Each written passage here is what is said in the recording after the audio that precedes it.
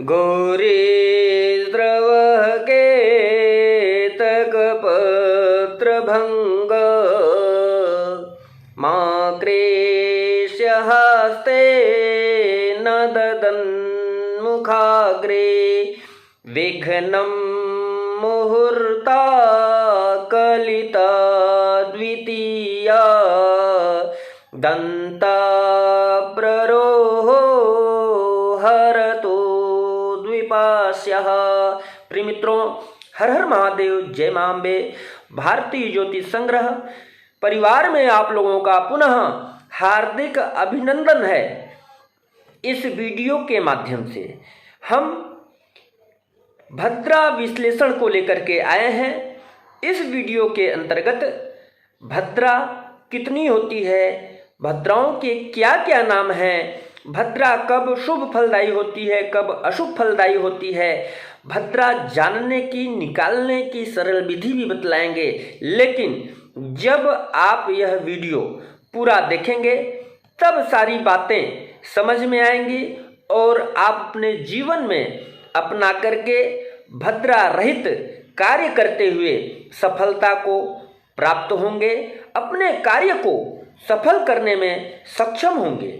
तो आइए विश्लेषण को आरंभ करते हैं।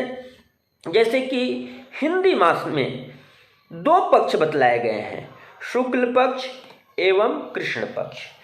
यहाँ पे ध्यान देना है कि भद्रा को विष्टि के नाम से भी जाना जाता है। तो शुक्ल पक्ष, कृष्ण पक्ष। तो शुक्ल पक्ष की अष्टमी तिथि और पूर्णिमा के पहले तथा चतुर्दशी तिथि और एकादशी तिथि के उत्तरार्ध में भद्रा का वास होता है। कृष्ण पक्ष की तृतीया दशमी तिथि के पहले तथा सप्तमी और चतुर्दशी तिथि के पूर्वार्ध में भद्रा होती है। तिथि का संपूर्ण मान निकाल करके उसमें 2 का भाग देने से आधा पूर्वार्ध और आधा उत्तरार्ध भाग निकल जाता है।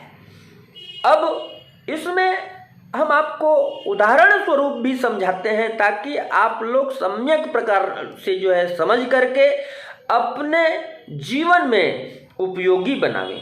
जैसे यदि अष्टमी तिथि का संपूर्ण मान 64 घटी है तो जिस समय सप्तमी समाप्त हो रही हो उस समय अष्टमी तिथि के पूर्वार्ध की 32 घटी तक भद्रा समझनी चाहिए।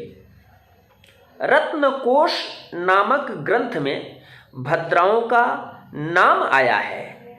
अब वह भद्रा का जो जैसा नाम है उसी के अनुसार, उसी के सदृश उनका फल भी होता है।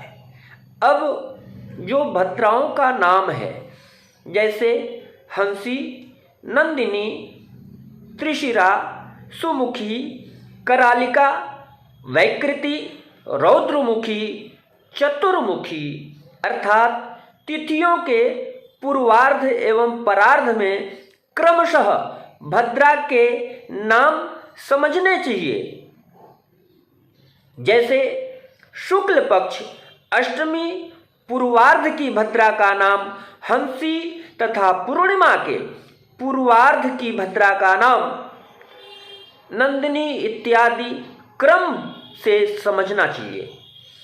अब यहाँ पे ध्यान देने की बात है कि चतुर्थी आदि तिथियों में भद्रा का मुख और पुच्छ किन किन प्रहरों में होता है, ध्यान दीजिएगा।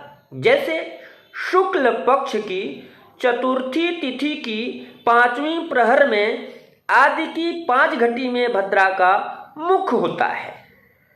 इसी प्रकार अष्टमी के दूसरे प्रहर में, एकादशी के 7वें प्रहर में, पूर्णिमा तिथि के चतुर्थ प्रहर और कृष्ण पक्ष की तृतीया को 8वें प्रहर में, सप्तमी के तीसरे प्रहर, दशमी तिथि के 6ठे प्रहर और चतुर्दशी के प्रथम प्रहर में जो प्रथम प्रहर की आदि की 5 घटियों में भद्रा का मुख होता है, जो शुभ कार्यों में अशुभ फल देने वाली होती है।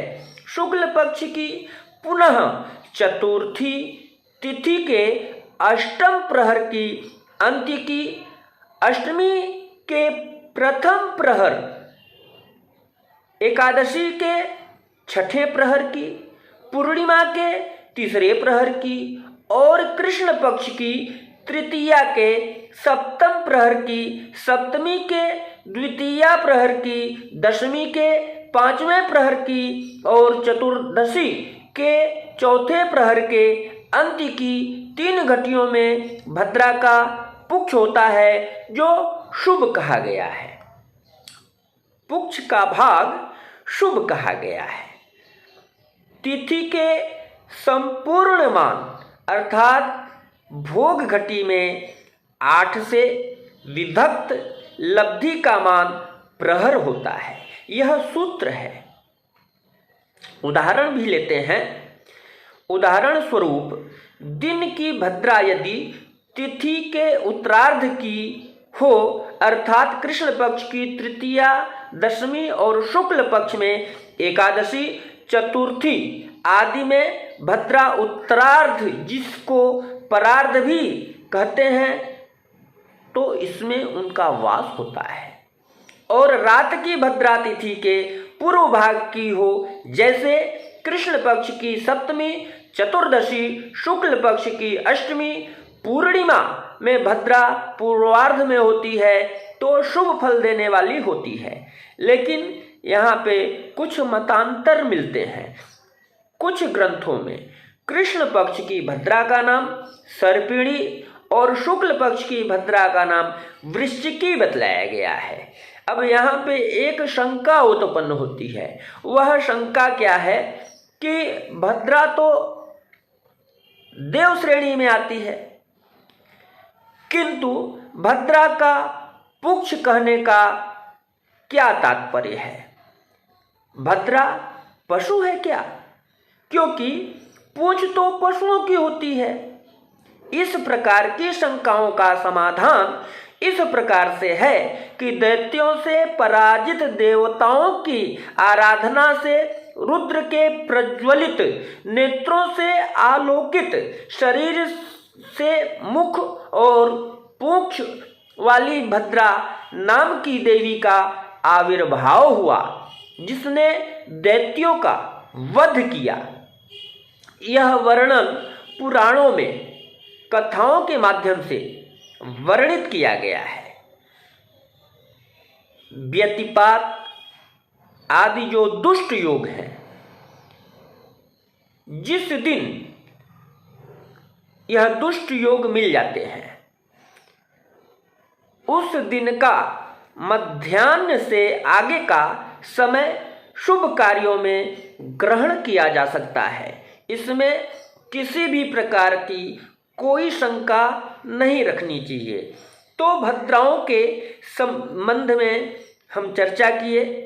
आशा करता हूँ कि आप भद्रा के बारे में जानकारी समझ लिए होंगे।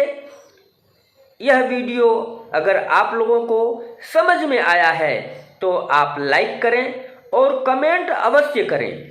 आप क्या समझे या किसी प्रकार की कोई शंका है तो आप कमेंट बॉक्स में आप कमेंट लिखें।